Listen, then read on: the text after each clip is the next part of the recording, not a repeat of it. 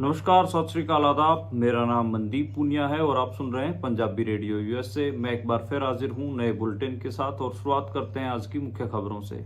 18वीं लोकसभा के पहले सत्र के पहले दिन ही विपक्ष के सांसदों ने आज संविधान की कॉपी अपने हाथ में लेकर नरेंद्र मोदी के खिलाफ प्रदर्शन किया। विपक्ष के सांसदों का कहना था कि नरेंद्र मोदी संविधान को तोड़ने की साजिश रच रहे थे, इसलिए उन्होंने यह प्रदर्शन किया है। इलेक्शंस के बाद यह इंडियन पार्लियामेंट का पहला सेशन है और नरेंद्र मोदी ने आज मीडिया को संबोधित करते हुए कहा कि आज भारत के इतिहास में वैभव का दिन है, क्योंकि सभी सांसद नए संसद भवन जो कि हमारा अपना है उसमें शपथ ले रहे हैं। इससे पहले पुराने वाले में होती थी, इसलिए यह गौरव का दिन है। विपक्ष के संविधान बचाओ प्रदर्शन पर नरेंद्र मोदी ने कहा कि 25 जून 1975 को कांग्रेस ने आपातकाल लगाया था और कल 25 जून को उस कलंक के 50 साल पूरे हो रहे हैं। सऊदी अरब प्रशासन ने हज यात्रा के दौरान हीट वेव के कारण मारे गए हज यात्रियों का आंकड़ा जारी किया है। सऊदी अरब प्रशासन के मुताबिक 1301 हज यात्रियों की मौत हुई है। मौत का कारण ज्यादा टेम्परेचर बताया गया है। वहां पर 52 डिग्री से ज्यादा टेम्परेचर चला गया था। आजाद समाज पार्टी और भीम आर्मी के प्रमुख चंद्रशेखर आजाद ने भी आज नई संसद में अपनी शपथ ली है। वह नगीना से सांसद चुनकर आए हैं। उनका जिक्र इसलिए जरूरी क्योंकि उनकी वजह से दलित पॉलिटिक्स में नए किस्म के बदलाव हो रहे हैं। बुलेटिन के बाद उन पर भी हम चर्चा करेंगे। ये थी आज की मुख्य खबरें। अब करते हैं इन खबरों का विश्लेषण और शुरुआत करते हैं पहली खबर से, जो आई आज इंडियन पार्लियामेंट से। आज इंडियन पार्लियामेंट में सभी सांसदों को शपथ लेनी थी, क्योंकि इलेक्शन के बाद आज पहला दिन था, पहले सेशन का पहला दिन, और आज की जो शुरुआत है वो नए सांसद जो चुनकर आए हैं उनको शपथ दिलवाकर शुरू की जानी थी। और उससे पहले ही, सेशन से पहले ही, विपक्ष के सांसद अपने हाथों में संविधान की कॉपियां लेकर, इंडियन कॉन्स्टिट्यूशन की कॉपियां लेकर पहुंच गए और उन्होंने वहां पर प्रदर्शन करना शुरू कर दिया। बहुत सारे सांसद थे, कांग्रेस के सांसद भी अपने हाथों में कॉपियां लिए हुए थे, समाजवादी पार्टी के सांसद थे और सभी का, तृणमूल कांग्रेस के जो सांसद थे वो भी हाथ में संविधान की कॉपियां लिए हुए थे। और सभी का ये कहना था कि नरेंद्र मोदी ने संविधान को तोड़ने की कोशिश की है, उसने इंडियन कॉन्स्टिट्यूशन को तोड़ने की कोशिश की है, इसलिए हम उनके खिलाफ ये आंदोलन कर रहे हैं। और उसके बाद नरेंद्र मोदी आते हैं। नरेंद्र मोदी का अपना स्टाइल, वो मीडिया को संबोधित करते हैं जैसे, तो उन्होंने मीडिया को संबोधित किया। एक बड़ा सेट लगा रखा था पूरा और उसके माइक रखे हुए थे उनके आगे और बहुत दूर मीडिया को बैठाया गया था और कैमरे बहुत दूर लगे हुए थे। नरेंद्र मोदी ने कहा कि आज का दिन वैभव का दिन है, क्योंकि अब तक हम पुरानी संसद में शपथ लेते थे, पहली बार हमारी अपनी बनाई हुई संसद में, अपनी बनाई हुई पार्लियामेंट में हम शपथ ले रहे हैं। उनका कहने का क्या मतलब है, इसके बारे में पहले हम इसको डिकोड करते हैं कि उन्होंने ये क्यों कहा कि हम अपनी बनाई हुई संसद में शपथ ले रहे हैं, पार्लियामेंट में शपथ ले रहे हैं। उनका मतलब, कहने का मतलब ये था कि जो पहले संसद थी वो 47 से पहले अंग्रेजों ने बनाई हुई थी और जो नई संसद है ये हमने अपनी बनाई है, इसलिए हम अपनी बनाई हुई संसद में शपथ ले रहे हैं और पहली बार हो रहा है आजाद भारत में, ये पहली बार हो रहा है। उन्होंने इस बात को भी ग्रैंड बनाने की कोशिश की, जबकि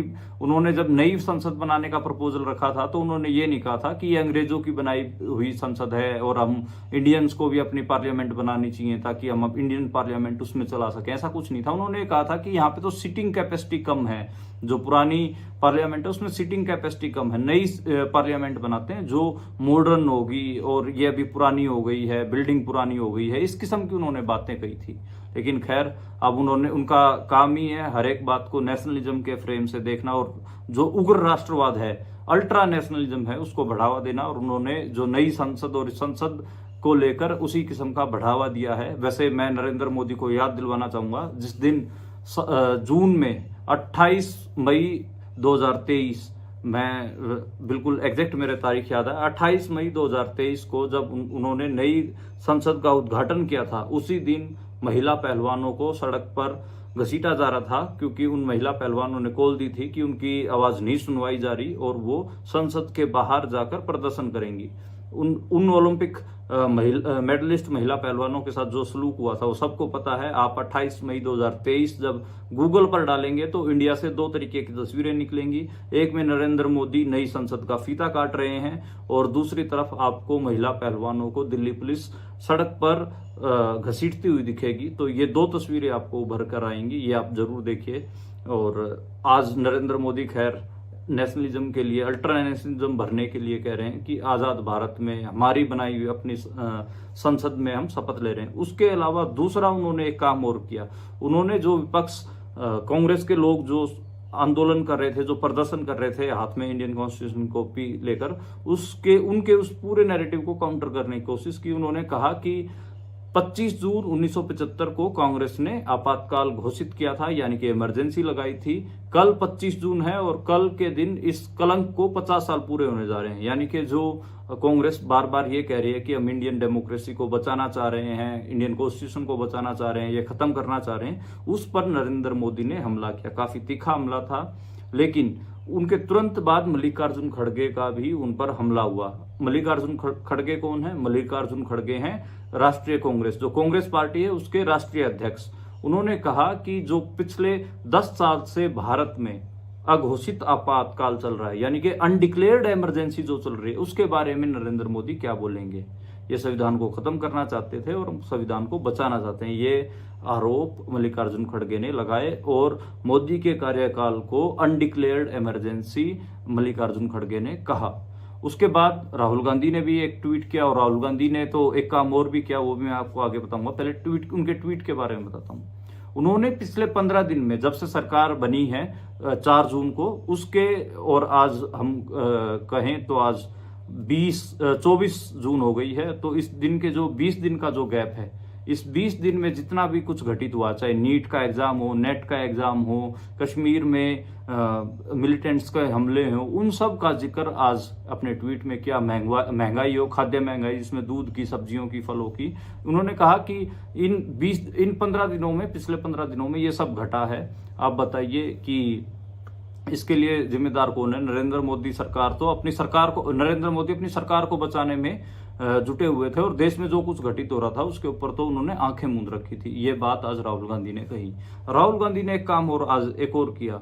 जब नरेंद्र मोदी शपथ लेने के लिए, यानी कि जब वो अपनी सौ चुकने के लिए, यानी कि अपनी जो उनकी शपथ समारोह होता है जिसमें वो शपथ लेते हैं, तो उसके लिए जा रहे थे, तो कहीं ना कहीं जो राहुल गांधी है उन्होंने हाथ में संविधान उठाया, इंडियन कॉन्स्टिट्यूशन, और नरेंद्र मोदी को हाथ ऊंचा करके वो इंडियन कॉन्स्टिट्यूशन दिखाया। उनके साथ ही जो विपक्ष के सारे सांसद थे उन्होंने भी वो इंडियन कॉन्स्टिट्यूशन दिखाया। इसके साथ ही हम बात करें धर्मेंद्र प्रधान की, जो इंडिया के एजुकेशन मिनिस्टर हैं, जब वो अपनी एक हिसाब से शपथ लेने के लिए जब आगे जाने लग गए, तब जो विपक्ष के लोग थे उन्होंने हुटिंग करना शुरू कर दिया, नीट शेम शेम। ये आज जो अपोजिशन के एमपीज थे उन्होंने ये चिल्लाया संसद भवन में, काफी गर्म माहौल था। ये सारी बातें मैं आपके सामने कर रहा हूं। मैं नरेंद्र मोदी, राहुल गांधी, मल्लिकार्जुन खड़गे, कांग्रेस, बीजेपी सब जिक्र कर रहा हूं, अपोजिशन सब जिक्र कर रहा हूं। एक नाम गायब है, वो नाम हालांकि लिस्ट में था, उस शख्स को भी अपनी शपथ उठानी थी, शपथ यानी कि सौं चुकनी थी। उसका नाम है अमृतपाल सिंह। अमृतपाल सिंह हमको पता है कि खडूर साहिब से चुनाव जीत कर आए हैं पंजाब के, लेकिन हम ये भी पता है कि वो असम की डिब्रूगढ़ जेल में बंद है। लेकिन उनका नाम उस लिस्ट में था जिसमें उनको भी सौं चुकवाई जानी थी, उनको भी शपथ दिलवाई जानी थी, लेकिन वो अभी तक जेल में है। उनके ऊपर पंजाब सरकार ने NSA, जिसको नेशनल सिक्योरिटी एक्ट कहते हैं, वो एक्सटेंड कर दिया 1 साल के लिए, इसलिए अभी वो जेल में ही रहेंगे। उससे अगर हम अगली खबर की बात करें तो वो आज जो प्रोटेम स्पीकर बनाने की जो पूरी परंपरा है उसमें आज गड़बड़ हुई। उसमें गड़बड़ क्या हुई वो मैं आपको बताता हूँ। प्रोटेम स्पीकर क्या होता है पहले तो वही मैं आपको बताता हूँ। प्रोटेम स्पीकर वो होता है जब तक स्पीकर का चुनाव नहीं हो जाता, जब तक स्पीकर का इलेक्शन नहीं हो जाता, तब तक जो जिसको स्पीकर चुना जाता है उसको प्रोटेम स्पीकर कहा जाता है। और वो अमूमन ऐसे आदमी को चुन लिया जाता है जिसका सबसे ज्यादा, एक हिसाब से कहें कि एक्सपीरियंस हो, जो सबसे ज्यादा चुनकर आया हो संसद में। और जो सबसे ज्यादा चुनकर आए थे वो के सुरेश चुनकर आए थे, लेकिन उनकी जगह पर, के सुरेश की जगह पर भर्तृहरि जो बीजेपी के MP हैं जो 7 बार चुनकर आए हैं, और जबकि के सुरेश 8 बार लोकसभा में चुनकर आ चुके हैं, यानी कि 8 बार के वो MP हैं। उनको अनदेखा करके 7 बार के जो एमपी भर्तरी उनको प्रोटेम स्पीकर बना दिया गया, जिसके ऊपर अपोजिशन ने बहुत ज्यादा हंगामा भी किया। विपक्ष ने कहा कि देखो पहले दिन ही इन्होंने इंडियन कॉन्स्टिट्यूशन की अनदेखी शुरू कर दी है। वैसे इंडियन कॉन्स्टिट्यूशन की अनदेखी तो मैं कहूंगा कि अमृतपाल सिंह को इंडियन पार्लियामेंट में ना बुलाकर ही कर दी है, उनको जेल में डाल रखा है, वो भी असम और डिब्रूगढ़। वहीं से ही इन्होंने अपने इंडियन कॉन्स्टिट्यूशन की अनदेखी तो शुरू कर दी है, ठीक है। तो लेकिन खैर अपोजिशन ने कहा कि ये इन्होंने पहले दिन ही ये जो इंडियन कॉन्स्टिट्यूशन है इसकी अनदेखी शुरू कर दी है, और उसके ऊपर काफी सवाल उठाए कि भर्तरी की जगह पे के सुरेश प्रोटेम स्पीकर बनने चाहिए थे, और प्रोटेम स्पीकर ही हम सबको पता है कि शपथ दिलवाते हैं। उसके अलावा हम बात करें तो जो स्पीकर के इलेक्शन है वो उनके उसको लेकर एक पूरी पॉलिटिक्स चल रही है। चंद्रबाबू नायडू जो कि टीडीपी पार्टी के अध्यक्ष हैं, वो लगातार कोशिश कर रहे हैं कि उनकी पार्टी का ही स्पीकर बने। उसका एक कारण है, स्पीकर के पास बहुत सारी ताकतें होती हैं, बहुत सारी पावर होती हैं, जिसका हमें इस्तेमाल हिमाचल में देखने को मिला। आप याद करिए चुनाव से पहले की स्थिति हिमाचल जब राज्यसभा चुनाव हुए हिमाचल में, और वहां पर एक वोट के कारण कांग्रेस अपना राज्यसभा सांसद राज्यसभा में नहीं भेज पाई। राज्यसभा सांसद तो चुनने के बाद बनता है। उसका कारण यह था कि कुछ एमएलएज ने बीजेपी के कैंडिडेट को वोट किए और कांग्रेस के कैंडिडेट को वोट नहीं किए, और उसके बाद हिमाचल में सरकार जो सुखविंदर सिंह सुक्खू हैं, उनकी सरकार गिरने का पूरा खतरा मंडरा गया था। हालांकि हरियाणा पंजाब के साथ अभी हिमाचल के लोगों की टसल चल रही है। जो भी पंजाब या हरियाणा से लोग हिमाचल जाते हैं, वहां पर हिमाचली लोग उनके साथ बदसलूकी करते हैं। उसके बारे में मेरे को ज्यादा बताने की जरूरत नहीं, आप सभी उन खबरों से वाकिफ हैं। एनआरआई जोड़े के साथ क्या हुआ, इसके अलावा और भी कई नौजवानों के साथ हमें घटनाएं देखने को मिली। वीडियोज हम सोशल मीडिया पे लगातार देख रहे हैं। खैर, हम हिमाचल की घटना के बारे में बात कर रहे हैं। तो 6 जो विधायक थे बीजेपी के, कांग्रेस के, उन्होंने बीजेपी के कैंडिडेट को वोट किया, और वो 6 विधायक बागी हो गए। पंचकुला जो हरियाणा में पड़ता है, क्योंकि हरियाणा में बीजेपी की सरकार है, पंचकुला में आकर वो 6 विधायक बैठ गए। ऐसा लग रहा था जैसे वो हिमाचल में कांग्रेस की सरकार गिराना चाहते हैं, और गिराना भी चाहते थे। 6 उसके बाद जो स्पीकर था, क्योंकि वो कांग्रेस का चुनाव स्पीकर था, स्पीकर ने उन 6 विधायकों की विधायकी को निरस्त कर दिया, उनको उनके पद से हटा दिया गया, और कांग्रेस ने उनको पार्टी से निकाल दिया गया। फिर बाई इलेक्शन हुए। बाई इलेक्शंस में हमको पता है कि उन 6 में से 4 लोग नहीं जीत सके, सिर्फ 2 जीते, और इस हिसाब से कांग्रेस के पास हिमाचल में मेजोरिटी बची रह गई। तो स्पीकर सब चाहते हैं, ताकि पार्टियां, जैसे बीजेपी बड़ी पार्टी है, स्पीकर चंद्रबाबू नायडू क्यों चाहते हैं? क्योंकि चंद्रबाबू नायडू के पास आज के समय में 16 एमपी हैं। जो एमपी हैं वो 16 उनका अकाउंट है, और ये डर है कि बीजेपी बड़ी पार्टी है लेकिन उनके पास बहुमत नहीं है। बहुमत मतलब उनके पास फुल मेजोरिटी नहीं है, और वो चंद्रबाबू नायडू के एमपीज को बीजेपी में शामिल कर सकती है। 1/3 का एक रूल भी है। मान लो कि आज के समय में 10 एमपी चंद्रबाबू नायडू के ये ठान ले कि उनको बीजेपी में जाना है, तो चंद्रबाबू नायडू कुछ नहीं कर पाएंगे। लेकिन अगर उनका स्पीकर हुआ, तो स्पीकर उनकी जो एमपी जो सांसदशिप है, एमपीशिप है, उसको निरस्त कर सकता है, उनको रेस्टिकेट कर सकता है। इसलिए चंद्रबाबू नायडू उस पावर को चाहते हैं, और सभी चाहते हैं, इवन अपोजिशन की पार्टियां चाहती हैं कि जो ये स्पीकर की जो पोस्ट है वो किसी नॉन बीजेपी पॉलिटिकल पार्टी के पास जाए, वो बीजेपी के पास ना जाए। उसकी एक पूरी लड़ाई चल रही है। उससे अगर हम अगली खबर की बात करें तो वो खबर है सऊदी अरब के बारे में। सऊदी अरब में हमें पता है कि वहां पर हज यात्रा होती है, लेकिन बहुत ज्यादा गर्मी पड़ रही है, बहुत भीषण गर्मी पड़ रही है, और उस भीषण गर्मी का शिकार हुए हैं हज यात्री। वहां पर आज जो सऊदी प्रशासन है, उन्होंने आज जानकारी देकर बताया है कि वहां पर 1301 हज यात्रियों की मौत हो गई है, और उनमें से मैं पहले भी अपने बुलेटिन्स में जिक्र कर चुका हूं कि करीब 100 से ज्यादा जो हज यात्री हैं वो भारत से हैं। हज यात्रियों के मरने का कारण हमें पता है कि हीट वेव, लू चल रही है, और 52 डिग्री सेल्सियस तक वहां पर तापमान चला गया था। 52 डिग्री सेल्सियस तक वहां पर तापमान चला गया था। इसी वजह से वहां पर 1301 हज यात्री हज यात्रियों की मौत हुई है। इसको लेकर कई सारी रपटें भी छप रही हैं। सऊदी प्रशासन ये भी कह रहा है कि आप अभी हज यात्रा के लिए ना आए। इवन ये भी कहा जा रहा है कि जो इलीगल तौर पर हज यात्रा करने के लिए आए थे, उन मरने वालों में उनकी संख्या भी बहुत ज़्यादा है, लेकिन सऊदी अरब प्रशासन उनकी संख्या को छुपा रहा है। इस किस्म की बातचीत भी लगातार निकल कर आ रही है।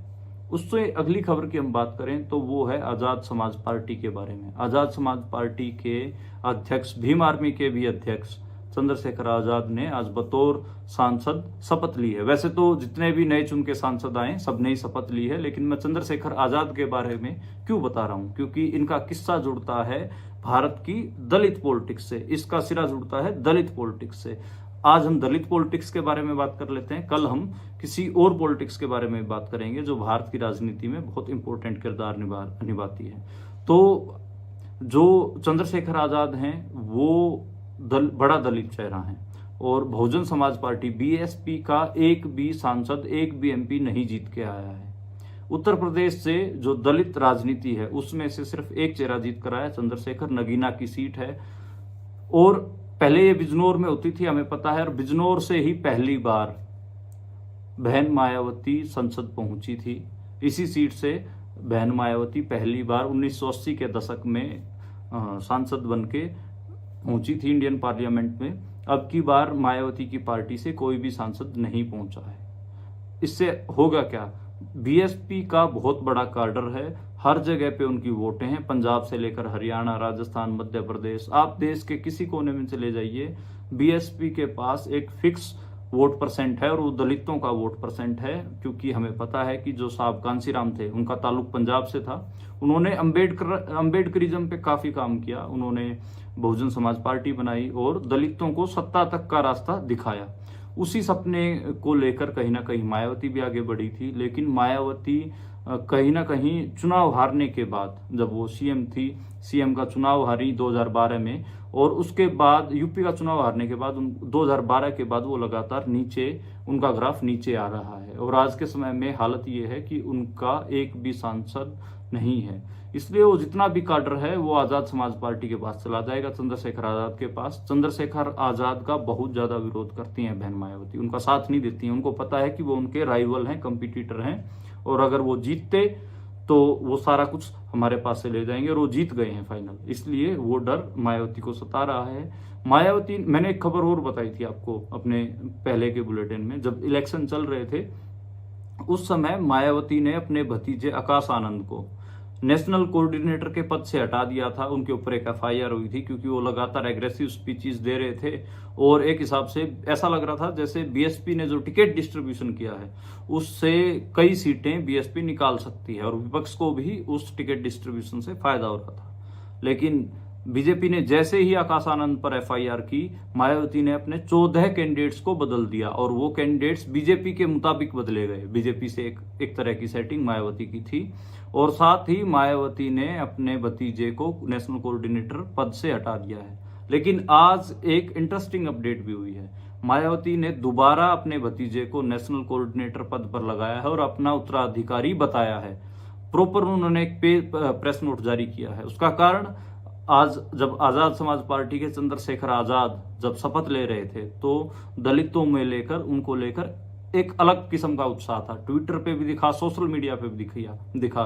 जैसे सिख नौजवान अमृतपाल को सेलिब्रेट कर रहे थे जब उनकी जीत हुई, ठीक उसी तरीके से जो दलितों के नौजवान है वो चंद्रशेखर आजाद को सेलिब्रेट कर रहे थे।